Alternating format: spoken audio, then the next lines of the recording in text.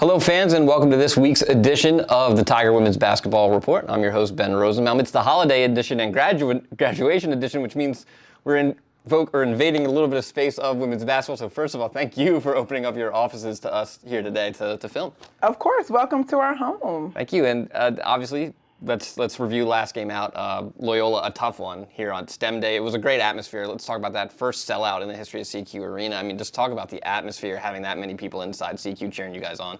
Of course, just grateful for our athletics department efforts to fill this gym.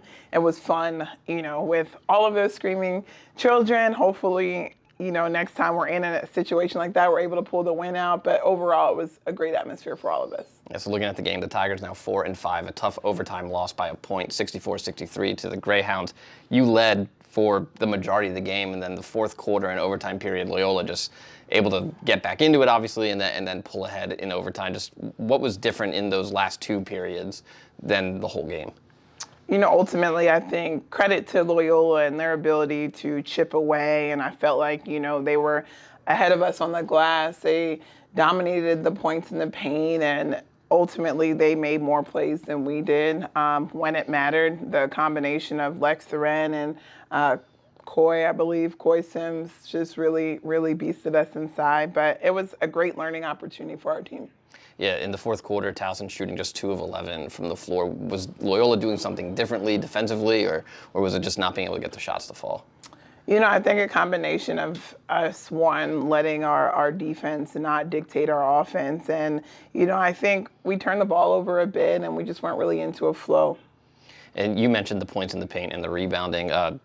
The rebounding margin 50-33 in favor of Loyola. It led to 23 second chance points for them as well, and then 34 points in the paint overall for the Greyhounds. I think they only hit 2 threes the entire game.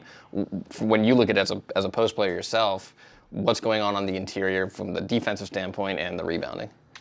Well, as their coach, I can't play for them and I can't rebound for them. So I think it's really just, again, emphasizing the importance of defending and rebounding. And it's no secret that our offense is ahead of our defense at this point in the season, but still encouraging that those effort-based plays are things that are in our control.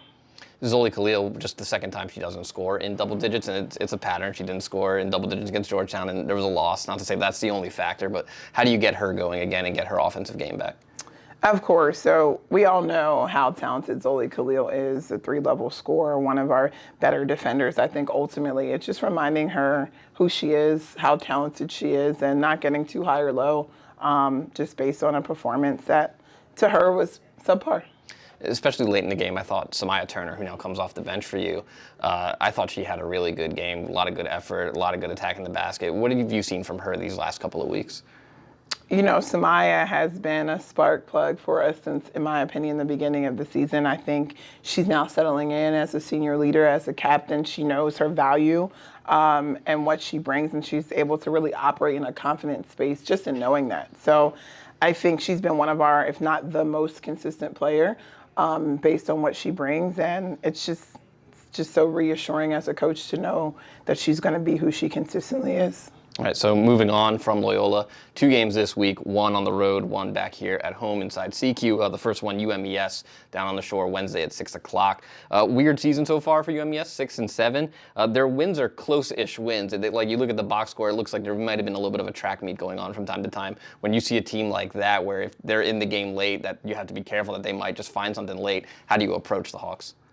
Well, everything that the Hawks are good at are things that we need to improve in. So, we approach the game like it's the most important game thus far, and we know that they're close to top 100 in rebounding. They start 2 forwards. They really value interior scoring. They get quite a few free throws. So ultimately, I think it's how are we going to respond? How are we going to get better? Are we going to value protecting the paint and limiting second chance points? Ashanti Lynch leads them in scoring also with 30 steals on the year, and then that is well ahead of anybody else on their roster. What does she do that is so impactful in the game? A little bit of everything. She's in a flow. She's very confident scorer. She's extremely aggressive. She knows how to find her spots and her positions on the floor, and her team really feeds off of her offense. And then a couple days later, coming back here on Friday at 12 o'clock against a an interesting Lehigh team with wins over conference opponent Drexel and a win over Cincinnati, 88-85 in that game. Whitney Lind, Jesse Usato, each with 20-plus points. Usato hit 4 3-pointers and 10 of 16 from the floor. How do you approach Lehigh and the team that can really fill it up when they need to? Well, ultimately, it's polarizing styles from Eastern Shore to Lehigh. So I think, the big focus once we finish through Eastern Shore, it's, Lehigh's the closest thing to Drexel that we're going to see.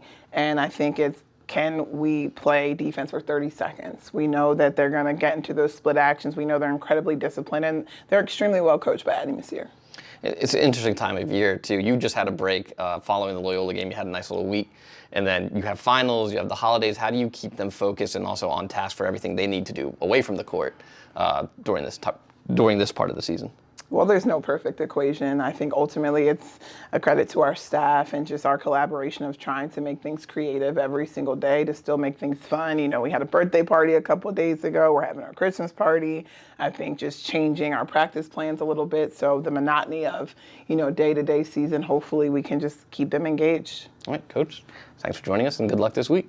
Thank you. All right, the Tigers on the road for one and back home for a second one. That home game, December 20th at noon. If you can't make it out to CQ, which we certainly hope you can, we'll have the game for you on Flow Sports. For the head coach, Laura Harper, I'm Ben Rosenbaum. Thanks for joining us, and as always, go Tigers. Go Tigers.